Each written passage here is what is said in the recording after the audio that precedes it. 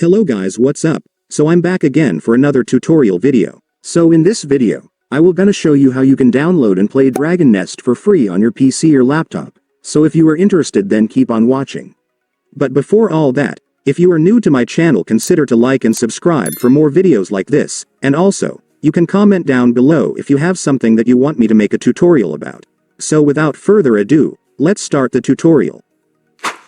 So to download and play Dragon Nest for free on your PC or laptop, it's actually pretty easy. Just follow what I'm gonna do. So for the first step, I want you to go to your Google Chrome or any web browser on your device. And once you're on your web browser, next, you will need to go to the official website of Dragon Nest, since that's where we will download the game. So just search this on your search bar. Make sure to enter this correctly and exactly as I will enter, so you will be directed to the website.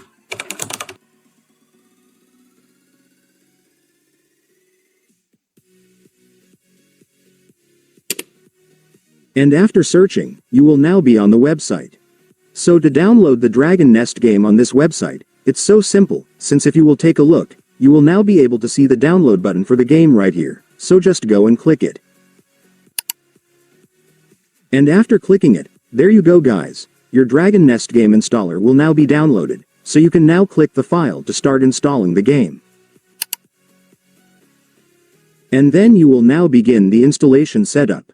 So right here, the installer will show you the total game size and the location where the game's installation files will be saved. If you want to change it, just click Browse and then set it to the folder where you want to save it, but if you're already fine with the location, just click the Start button to start the final installation.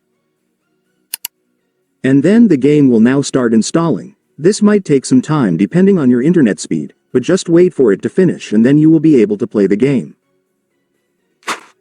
And so that's just how you do it guys. Now that you've watched this video, you can now do it yourself. So that concludes our tutorial video for today. I hope it helped you. Thanks for watching. Goodbye.